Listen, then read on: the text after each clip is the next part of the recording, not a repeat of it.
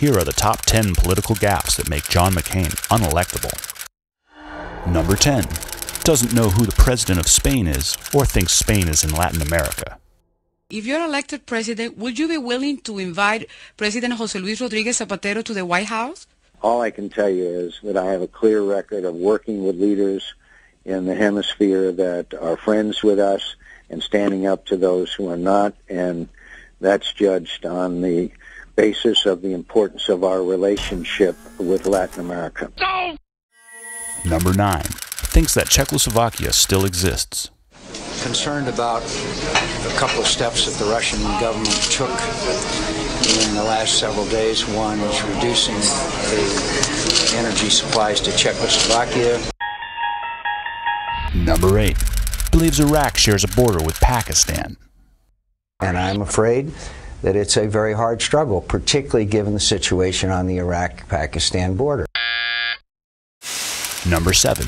Confuses Iranian Shiites with the Sunni militant group Al-Qaeda.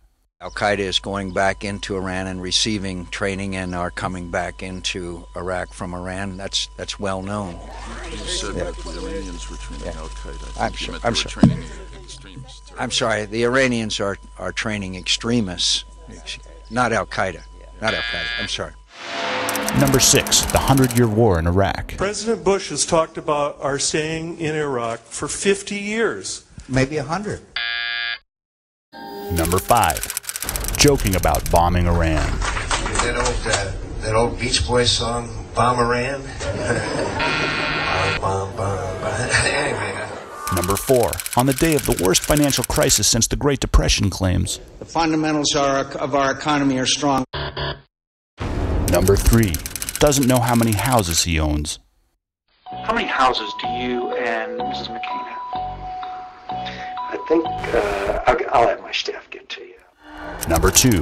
After 8 years of Bush, thinks Americans are better off. Senator McCain, are Americans better off than they were 8 years ago?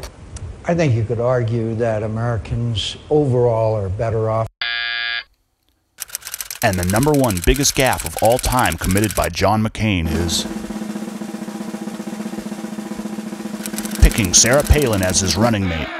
The bridge to nowhere. Supergate. eBay. Earmarks. Links Iraq to 9/11. Do you agree with the Bush doctrine?